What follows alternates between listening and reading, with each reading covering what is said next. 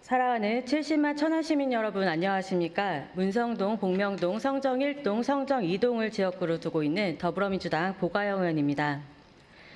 시정 질문을 시작하기 전 한 아동의 사연을 먼저 소개하고자 합니다. 무남동녀 외동딸로 부유하게 자랐지만 국가의 위기인 IMF를 겪으면서 한순간에 가정 형편이 어려워집니다. 8평 남짓한 반지 합방을 감싸는 키키한 곰팡이 냄새, 시도 때도 없이 나오는 이름 모를 벌레들은 한 지붕 아래 식구였습니다. 조그만 밥상은 책상이 되었고 하루에도 서너 번 싱크대로 오물이 역류할 때면 바가지를 가져와서 물을 퍼내는 일은 익숙한 일상이었습니다. 늘 세 식구가 함께 밥을 먹었던 저녁 식사 자리는 어느샌가 혼자 끼니를 챙겨 먹는 날이 많아지고 라면 하나로 하루를 버티는 날도 많았습니다. 추운 겨울에는 난방이 끊겨서 이불 안에 드라이기를 쐬다가 불이 날 뻔한 적도 있었으며 한 여름에는 비가 넘칠까 봐 밤새 뜬 눈으로 잠을 지새운 날도 많았습니다. 방금 소개한 아동은 22년 전의 저의 이야기입니다. 22년 전에 저의 이야기이지만 이 이야기는 지금 이 순간에도 겪고 있는 수많은 저소득층 아동들의 현실입니다. 과거의 저를 돌이켜보면 아동의 주거 환경은 다른 취약계층과는 달리 사회가 직접 나서서 찾고 지원하지 않으면 찾기 어려운 깊은 사각지대가 아닐까 생각합니다. 인간 생활을 영위하기 위해서 가장 기본이 되는 세 가지가 있습니다. 바로 의식주입니다. 특히 의식주 중 주거에 대한 문제는 우리나라 헌법과 주거기본법에도 명시하여 국민의 주거 환경 및 권리를 보장하고 있습니다. 과거부터 주거 정책은 시대적 배경 및 환경에 맞춰서 변해왔습니다. 1960년대 이전에는 경제 성장이라는 최우선 목표와 함께 공급 중심의 주택 정책이 주를 이루었습니다. 40여 년 넘게 이어져 온 대량 주택 공급 정책은 복지 중심의 주거 정책으로 전환이 됩니다. 특히 수요자 중심의 질적 주거 복지가 늘어납니다. 그리고 2015년 주거기본법이 제정이 됩니다. 주거기본법은 주택 공급 물량을 확대하는 정책에서 벗어나 국민의 주거권을 보장하고 맞춤형 주거복지를 실현하고자 제정이 됩니다. 이후에는 장애인, 고령자, 청년, 신혼부부, 1인 가구 등 정책 대상이 확대되며 2019년에는 아동의 주거권 보장을 강화하고자 주거정책 기본 원칙에 아동이 포함됩니다. 그동안 우리나라의 아동 빈곤의 현실은 언론에서 이와 같이 표현하고 있습니다. 열악한 주거 환경 아이들 건강도 위협, 쪽방에 아이들이 산다 주거복지 사각지대 발굴. 아동의 권리 및 복지는 법에도 명시가 되어 있지만 여전히 아동 빈곤 문제, 특히 아동 주거권 문제는 여전히 사각지대에 놓여 있습니다. 더구나 코로나19는 저소득층 아동들의 생활 환경에 더욱 극심한 빈부격차를 안겨주었습니다. 우리는 그동안 저출생 정책을 위해서 노력해왔지만 정작 태어난 아이들의 권리, 현재 살아가고 있는 아이들의 환경은 외면하지 않았나 싶습니다. 이에 본 의원은 오늘 천안시 아동 주거권에 대하여 점검하고 나아가 실질적인 대안을 제시하고자 이 자리에 섰습니다. 박상돈 시장님께서 발언대로 나와주시기 바랍니다.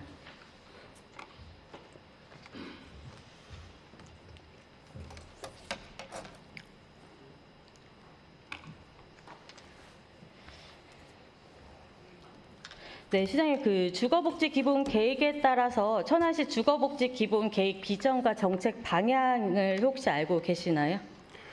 예, 모두가 집다운 집에서 행복하게 살아가는 천안을 만들자 하는 것이 비전이고요.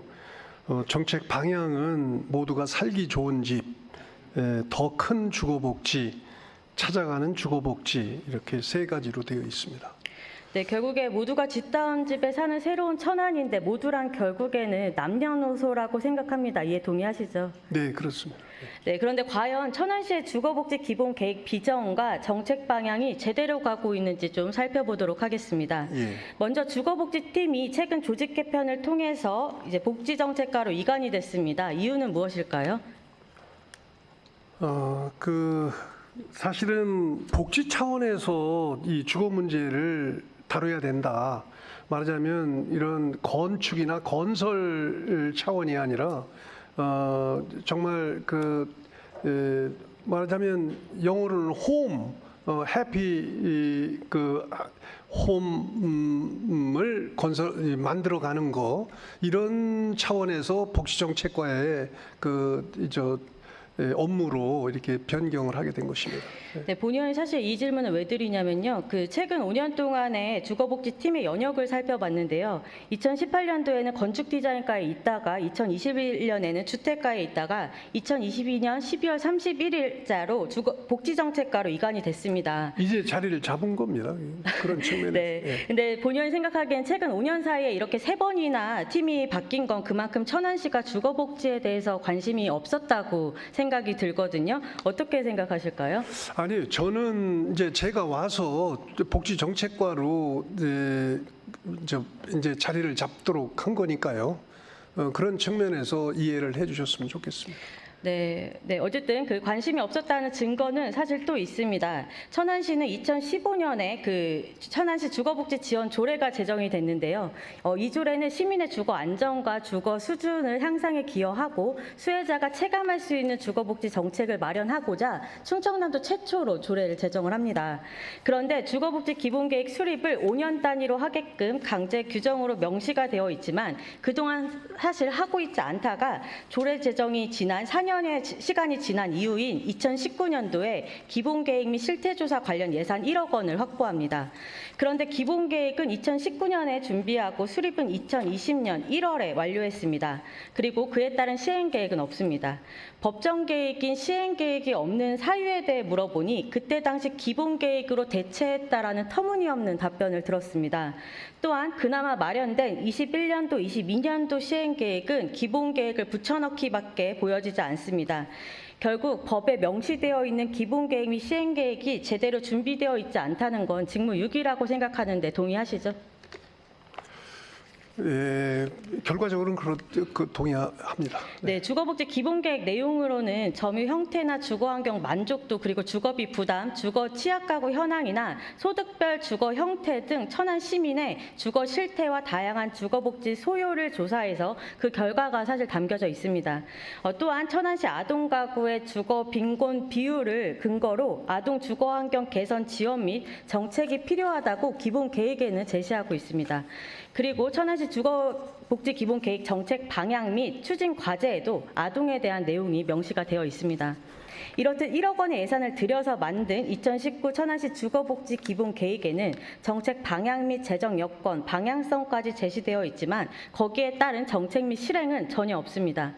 천안시 특성과 주거환경에 대한 이해를 바탕으로 주거복지 기본계획이 마련됐는데도 불구하고 무용지물이 된 상황입니다. 예산을 소요하여 계획만 잡고 실행되지 않는 현재의 상황은 결국 1억 원의 예산을 낭비한 것과 같다라는 생각이 듭니다. 여기에도 동의하시죠? 그건 다 기초 자료가 될 수는 있는 것이죠. 네, 근데 제가 말씀드린 건요. 기초 자료가 충분히 실태조사를 통해서 마련이 되어 있는데도 불구하고 거기에 따른 정책 방향성이나 또 사업이나 예산이 확보가 되지 않는 말씀을 드리는 겁니다. 예. 네, 2019년도에 천안시 기본계획에도 담겨져 있듯이 이미 많은 지자체에서 아동 주거권 관련해서 다양하게 논의 중에 있습니다. 사실 아동 주거권과 관련된 의제는 최근에 나온 이야기만은 아닙니다. 국토교통부는 2017년 주거복지 로드맵을 발표합니다. 수요자의 생애 단계 및 소득 수준에 따른 주거 수요를 반영해서 주거복지 지원 방안을 마련합니다. 수요자는 화면에 보시는 바와 같이 청년, 신혼부부, 고령층, 저소득, 취약계층 이렇게 4개 부분으로 나눴는데 특히 저소득 취약계층에는 빈곤 아동 가구 지원 부분도 명시합니다. 네, 이어서 2019년도에는 아동주거 지원 강화 대책을 발표합니다. 내용으로는 만 18세 미만 아동 중 주거권 사유소를 충족하지 못한 이들에게 지원 방안을 마련합니다. 여기서 주거권 사유소란 구조적, 물리적으로 적합한 주거, 주거비의 적절성, 점유의 안정성, 지역사회의 통합과 참여를 의미하며 최초로 아동 주거권과 관련해서 직접적인 정책을 발표합니다. 그리고 같은 해인 2019년 유엔 아동권리위원회에서는 아동 주거빈곤 문제에 대하여 국가적 노력을 권고받습니다. 이는 대한민국 아동의 주거 환경이 상당히 열악한 상태이며 국가가 나서서 시급하게 해결해야 함을 의미합니다. 이처럼 아동 주거권 관련된 의제는 어제 오늘만의 이야기는 아니었습니다. 천안시는 아동 주거권과 관련된 정책 및 사업은 없지만 본 의원이 시정질문을 통해서 확인을 해보니까 아동 주거 환경 개선과 관련된 협약 맺은 내용이 있던데 혹시 알고 계신가요? 그거에 의해서 사실은 지금도 그 아동들이 포함되어 있는 그런 주거를 개선하기 위한 현장 활동을 무척 활발하게 진행하고 있다는 말씀을 드립니다. 그래서 얼마 전에도 성남 쪽에서 이제 아주 정말 열악한 환경이었던 그런 주택을 아주 현대적으로 이렇게 고치고 그 내부에 에어컨이라든지 냉장고라든지 여러 가지 가전 설비까지 이렇게 전부 교환해 주었던 사례가 있는데 작년 연말에도 이 풍세 지역에 그런 예가 있습니다. 그러나 이거는 개별적인 사업에 불과하고요. 전반적으로 보면 우리 존경하는 보가영 의원님께서 이제 우리 천안시가 손 놓고 있다는 취지로 이렇게 이제 아동 주거 빈곤 가구 대책을 평가를 하셨습니다만 사실은 천안시는 전국적인 평균 수준이나 충청남도의 평균적인 예에 비하면 비교적 나쁘지 않은 편입니다. 데이터로 얘기를 하면 전국적으로는 전체의 12%가 주거 빈곤 가구에 속하지만 시장님께서 말씀하시는 자료는 2015년도 인구주택 총 조사를 통해서 이제 발표된 자료를 말씀하시는 것 같은데요. 제가 지금 질문드리고자 하는 요점은 협약서에 따른 아동 주거권 관련돼서 질문을 드리는 겁니다. 그러니까 아동 주거권을 얘기하더라도 기본적인 기초 통계를 보면 그렇게 열악한 것은 아니다. 다만 부족한 게 있다면 그것대로 또 개선해 나가야 되겠죠. 그 부분은 좀 이따가 제가 다시 한번 말씀드리겠습니다. 네. 그 협약서 관련해서 일단 먼저 말씀드릴게요. 네. 현재 천안시 아동 주거권 향상을 위해서 업무 협약서를 작성을 했습니다. 알고 계시죠? 네. 이 협약서가 그냥 작성을 하진 않았을 거 아닙니까? 네. 시장님의 사인까지도 들어가 있습니다. 알고 네. 계시죠? 네. 네, 근데 본 의원이 이 자료를 받아서 확인해 보니까 아까 시장님도 잠깐 언급하셨지만 2021년도에는 풍세면에 한 건에 대해서 신축을 진행했고 2022년은 중앙동과 목천읍 두 건의 대상자가 발굴되어서 이때 당시에는 사실 개보수로 좀 진행을 했습니다. 그런데 본 의원이 좀 궁금했던 건 그러면 원성동과 목천읍, 성정 1동 같은 경우에 조치 현황을 물어봤거든요. 그랬더니 여기에 대한 지원이나 조치가 전혀 이루어지지 않았다고 합니다. 협약서에 따른 주거환경 개선 사업이 아니더라도 주거복지팀이 자체적인 예산을 세워서라도 진행을 했어야 되는데 사실 그 또한 진행을 안 한 겁니다. 그런데 본 의원이 사실 확인차 어제 그 초록우산 어린이재단 관계자분과 좀 통화를 했습니다. 통화 결과 사례 발굴된 앞서 이제 화면 보시는 바와 같이 목천읍은 이미 다른 지원을 통해서 개보수 사업을 진행을 완료했다고 설명을 듣고요. 원성동은 초록우산 어린이재단에서 확인해 보니까 실제 거주하고 있지 않은 집이라고 합니다. 그리고 성정 1동 같은 경우는 이사가 예정되어 있었기 때문에 개보수 사업을 진행하지 못했다고 합니다. 협약 맺은 천안시는 이 또한 파악하지 못하고 있었던 겁니다. 협약서에 따른 협력 내용 중 천안시의 역할에는 대상자 발굴이 있습니다. 그런데 대상자 발굴 또한 제대로 하지 못한 겁니다. 결국 천안시는 협약만 해놓고 어떠한 역할을 하지 않은 채 방관하는 것이라고 보여집니다. 시장님도 이 협약서 사인해서 아시다시피 협약서 참조 공동 의무를 보면 천안시, 센터, 봉사단, 재단은 주거지원 사업이 성공적으로 이루어질 수 있도록 다양한 방법을 통해 사업을 홍보하며 관련 사업에 공동 협력하고 상호 지원한다라고 명시되어 있지만 천안시가 협약서에 따른 의무를 다하고 있는지 의문이 들 수밖에 없었습니다. 시장님께서 다양한 언론 매체를 통해서도 아동 주거권 향상을 위해서 노력하시겠다고 말씀하셨습니다. 이러고도 천안시가 아동 친화도시입니까? 부끄럽게 생각합니다. 이런 실태에 대해서 지금 예시한 그 내용은 제가 미처 모르고 있었던 내용인데요. 그런 부분은 개선해 나가도록 하겠습니다. 천안시가 2022년에 아동 친화도시 인증을 받았습니다. 그리고 시장님 민선 7기 제8대 공약 사업이기도 했습니다. 천안시 아동 친화 조례를 보더라도 아동의 권리가 명시되어 있습니다. 혹시 어떤 권리인지 알고 계신가요? 글쎄요, 뭐 생존권, 보호권, 발달권 이런 것이죠. 네, 말씀하신 대로 생존권이나 보호권, 발달권, 참여권 이렇게 아동의 권리가 명시되어 있습니다. 천안시 아동 친화도시 조성에 관한 조례를 보더라도 아동의 권리뿐만 아니라 아동이 건강하게 성장하고 행복한 삶을 누릴 수 있도록 아동 친화도시 조성을 위해서 노력하여야 한다고 또 그 시장의 책무도 명시가 되어 있습니다. 22년도 천안시는 유니세프에서 선정한 아동 친화도시가 되었습니다. 아동 친화도시 인증받기 위해선 10가지 구성 요소와 46개의 지표를 충족해야 하고 정기적인 아동 권리 현황 조사를 통해 아동의 권리 실태를 지속적으로 모니터링하고 자료 수집하도록 명시가 되어 있습니다. 이에 천안시도 2019년도에 실태 조사를 하였고 그 내용에는 화면에 보시는 것과 같이 6개 영역으로 나누어져 있습니다. 천안시도 이 지침에 따라서 또 조사를 했습니다. 특히 6번째 가정 환경 부분은 아동을 위한 충분한 공간이나 주거의 안정성 등 확인을 통해서 아동 주거 환경을 조사하도록 되어 있습니다.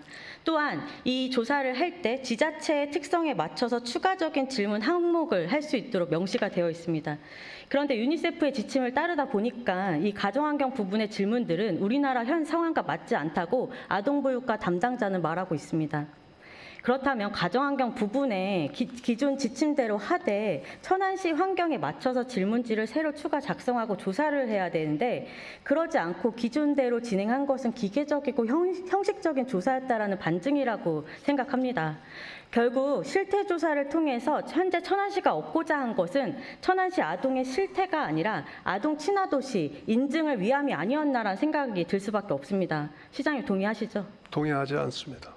어떤 부분이 동의하지 않으신가요? 그거는 기본적으로 그 아동 복지와 관련해서 좀 세계적인 수준으로 일을 추진하겠다라는 의지를 가지고 그 인증을 받는 노력을 실무적으로는 했을 테지만 그렇다고 해서 이 실행이 뒤따르지 못한 거를 이렇게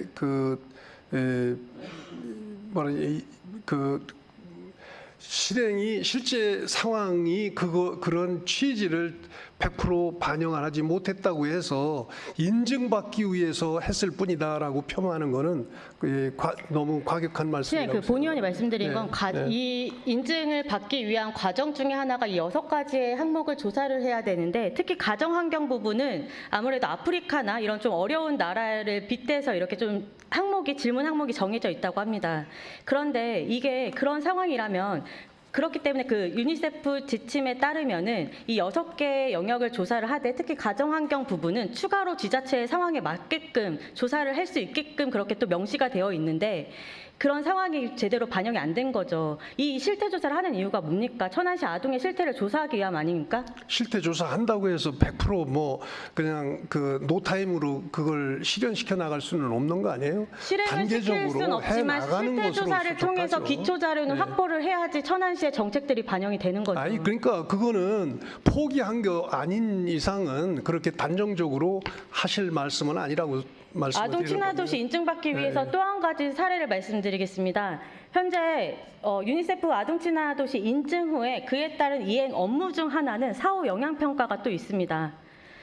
그런데 천안시 같은 경우에는 유니세프의 그 이행 업무 중 하나인 사후 영향평가만 진행하고 아동복지법과 천안시 아동 친화도시 조례에 나와 있는 아동 영향 평가는 강제 조항인데도 불구하고 진행을 하지 않았습니다. 그러니까 작년에 인증을 받았으니까 부족할 겁니다.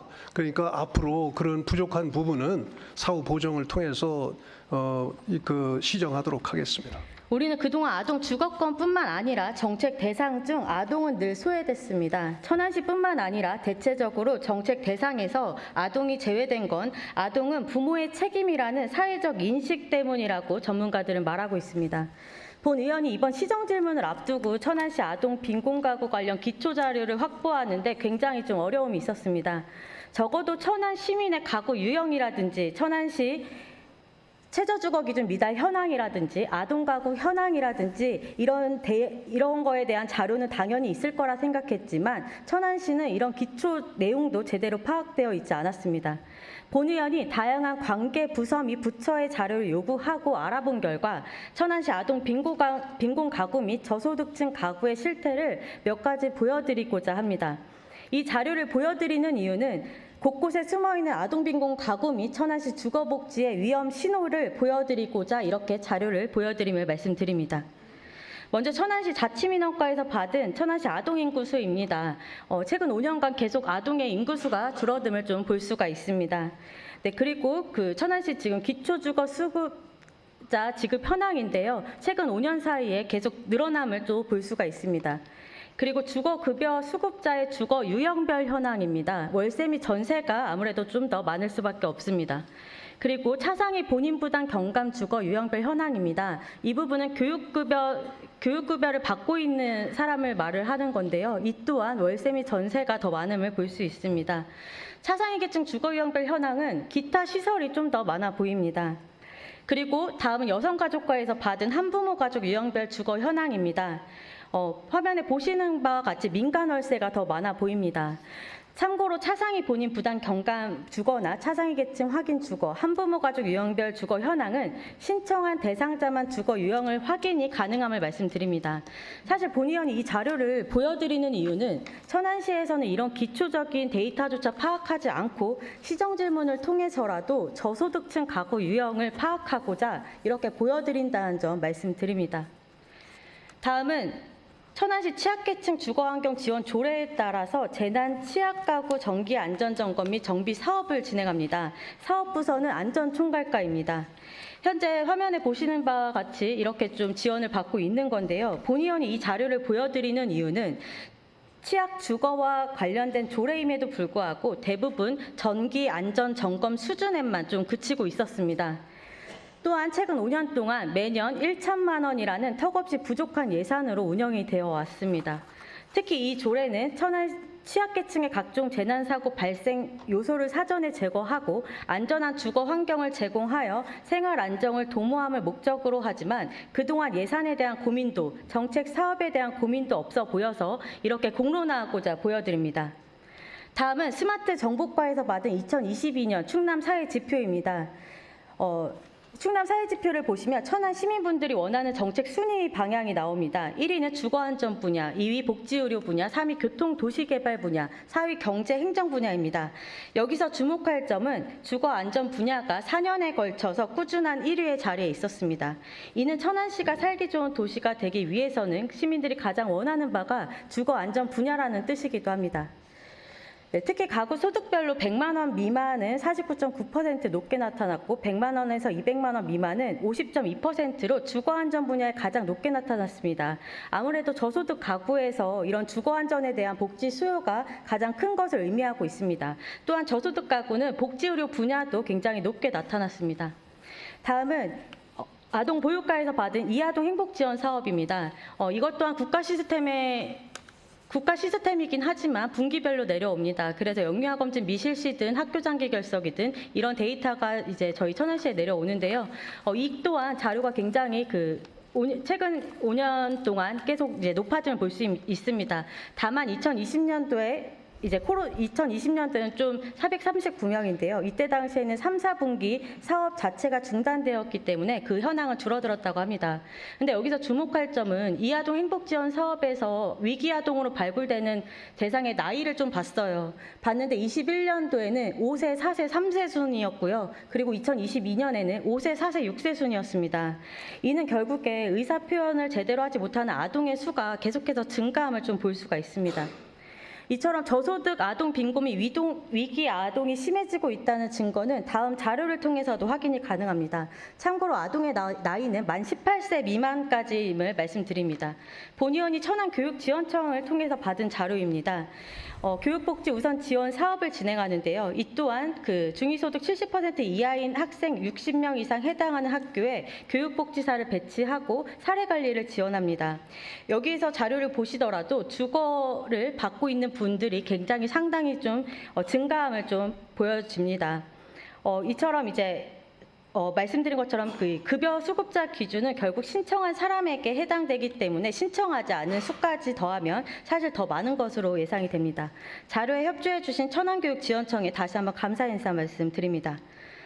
다음은 2015년도 인구주택 총조사 속 천안시 주거빈곤 현황입니다. 네, 11%고요. 2020년도에는 일반 가구, 아동 가구가 나눠져 있는데요. 일반 가구는 5% 그리고 아동 가구는 3.1%로 좀 보여집니다.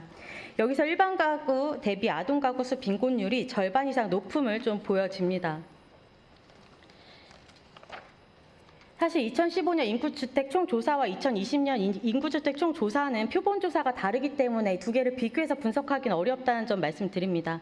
다만 2015년과 2020년도의 인구주택 총조사 속에서 천안시 읍면동별로 최저주거기준 미달 가구 비율 및 천안시 빈곤가구 현황 등이 계속해서 명시가 되어 있으며 천안시 아동주거빈곤 및 저소득층 주거 안전에 대해서도 이미 위험 신호를 보이고 있음에도 불구하고 그동안 관심이 없었습니다. 이런 상황에서 천안시는 아동 주거권뿐만 아니라 기본적인 주거 정책에 있어서도 무관심, 무정책, 무예산, 산무라는 생각이 들 수밖에 없었습니다. 시장님, 화면을 보신 소감이 궁금합니다. 조사를 참 잘하셨다는 생각을 합니다. 네. 감사합니다. 네. 정말 많이 노력했습니다. 네.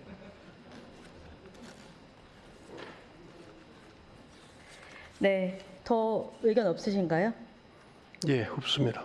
네, 시흥시 같은 경우에는 2010년 인구주택 총조사에서 시흥시 정왕본동 아동 10명 중 7명은 아동 주거 빈곤으로 전국 최상위권에 속한다고 합니다. 그렇기에 시흥시는 전국 최상위 아동 주거 빈곤이 속한 상황을 숨기지 않고 의제로 끌어올렸고 아동 주거 빈곤 문제를 개선하기 위해서 좀 여러 노력을 한 끝에 2019년도에 우리나라 아동을 주거 정책의 중심에 놓고 실행된 최초의 정책을 실행합니다.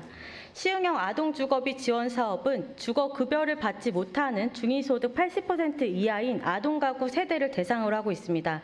이는 모범 사례가 되어서 현재는 서울, 전주, 대구, 부산 등 많은 지방자치단체에서 아동빈곤 가구 관련 조례 제정 및 실태조사가 진행 중에 있으며 정책 또한 검토 중에 있습니다.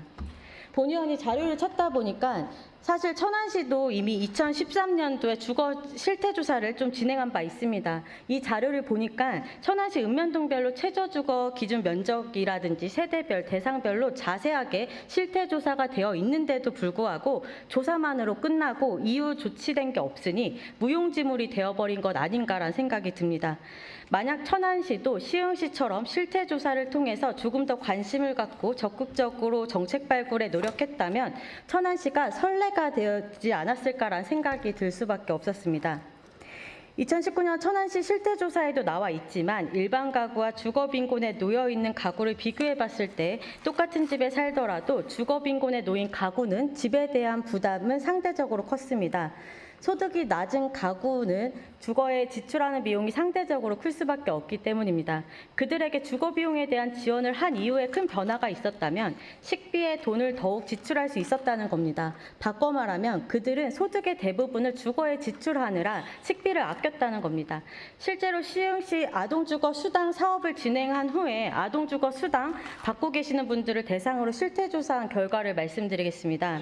화면 보시는 바와 같이 시흥형 주거비 지원 사업 이후 생활이 개선되었는지 대해서 매우 그렇다가 46.7%, 그렇다가 29.6%로 76.3%가 대다수의 응답자가 주거비를 지원받음으로써 생활 개선에 큰 보탬이 되었다는 답변입니다. 또한 주거비 지원 사업 이후 나타나는 큰 변화로는 식비를 더 지출할 수 있었다는 게 33.9%로 교육비를 더 지출할 수 있음이 19.5%로 이들에게 주거비 지원으로 인해 큰 삶의 변화를 주었다고 합니다. 시흥시는 주거급여 기준은 중위소득 47%지만 시흥시 같은 경우는 아동주거수당은 중위소득 80% 이하로 기준을 완화시킴으로써 대상의 폭을 늘렸고 또 굉장히 좋은 사례가 되었습니다.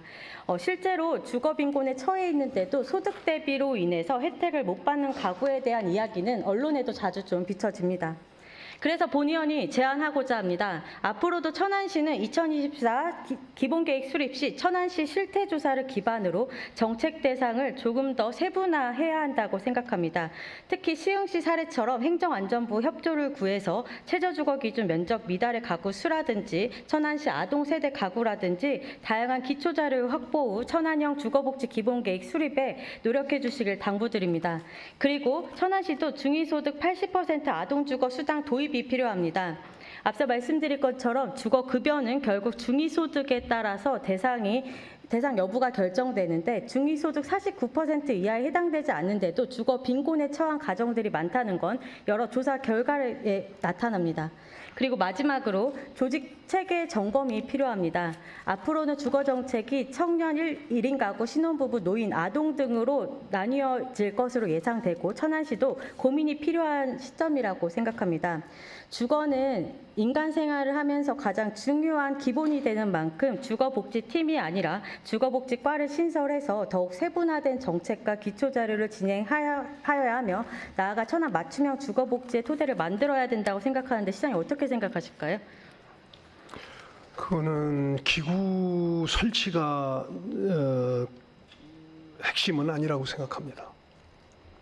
기본적으로 모든 정책을 한번 다시 아동 주거 복지라는 차원에서 한번 전반적으로는 이렇게 검토를 하겠습니다만 기구 설치한다고 해서 이 문제가 해결될 수 있는 문제는 아니죠.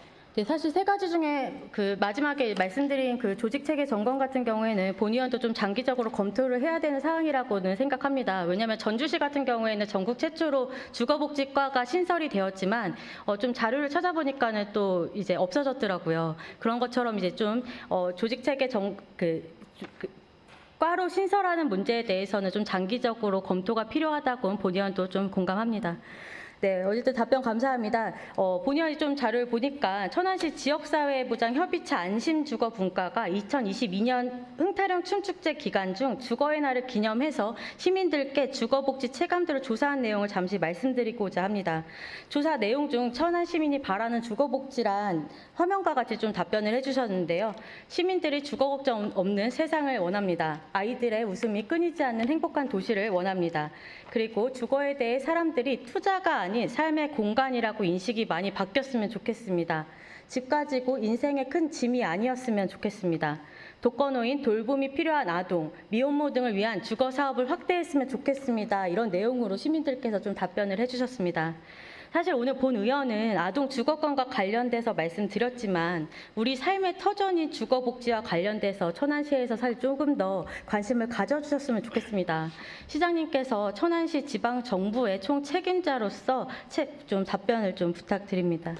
아동복지 중에서 주거복지의 중요성을 아무도 부인할 수 없을 것입니다. 다만 아동의 주거 복지라는 것은 독립적으로 아동 주거 복지만 따질 문제가 아니고 전체 우리 시민들이 복지라는 차원에서 이렇게 다뤄 나가면서 그 중에서 아동이 있는 그런 그 가구의 복지 상태가 어떠하냐 하는 종합적 틀 속에서 아동 주거 복지가 다뤄져야 된다고 생각합니다. 왜 그러냐 하면 이런 것은 이 시민 복지와 유기적으로 전부 연결되어 있는 것이지 아동 주거만 독립적으로 놓아서 이렇게 존재하는 것은 아니기 때문에 그렇습니다.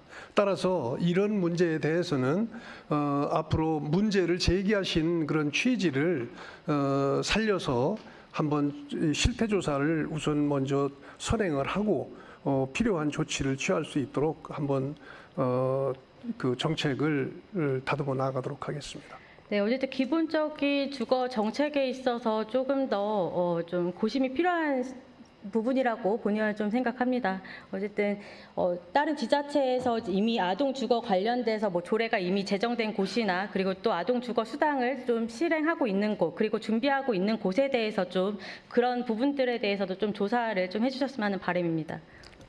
네, 시장님 그리고 그동안 좀 본의원이랑 좀 같이 시정 질문을 한 그 주제를 제가 좀 봤더니 청년 정책이나 동물 정책, 그리고 공약 관련, 그리고 쓰레기 산 및 자원 순환, 인구 정책, 소비자 물가 동향, 그리고 최근에는 위기 가구 발굴 관련해서 좀 시정 질문을 했습니다.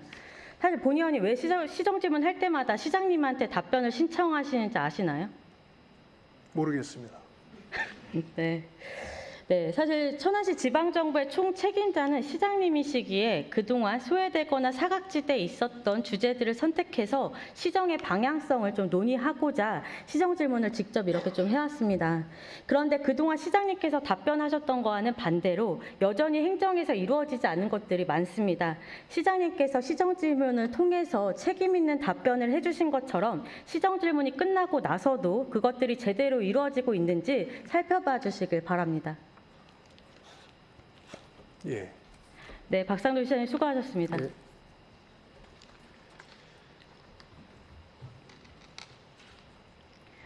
네, 마무리 발언하겠습니다. 우리 헌법은 모든 국민이 건강하고 쾌적한 환경에서 인간다운 생활을 할 권리가 있음을 규정하고 있습니다. 또한 국가는 국민의 쾌적한 주거 환경을 위해서 노력할 의무가 있습니다. 하지만 앞서 말씀드린 것처럼 우리나라는 과거부터 현재까지 저출생을 극복하기 위해서 막대한 예산과 정책을 쏟아왔지만 OECD 국가 중 대한민국의 아이들의 삶의 질은 꼴찌를 기록했습니다. 한 아이를 키우려면 온 마을이 필요하다라는 아프리카 속담이 있습니다. 이처럼 우리의 아이들이 자라나는 환경이 어떠한지 우리 사회와 지방 정부가 더욱더 관심을 갖고 세심하게 살피길 바라며 오늘의 시정 질문을 계기로 천안시 아동이 안전한 집에서 생활하며 행복한 아동 친화 도시로 거듭나길 바랍니다. 지방자치와 지방분권이 실행된 이후 천안시가 할 일은 남녀노소 할 것 없이 우리 천안 시민의 실태를 직접 파악하고 세부적인 정책을 마련하는 것이라고 생각합니다. 이것이 곧 지방정부의 존재 이유일 것입니다. 본 의원은 앞으로도 사각지대에 놓여있는 곳들에 대하여 관심을 갖고 그들의 목소리를 대변하는 시의원이 되겠습니다. 그리고 주어진 역할에 소홀함이 없도록 최선을 다하겠습니다. 끝까지 경청해 주신 선배 동료 의원 여러분과 언론인 및 방청객 여러분께 감사드립니다.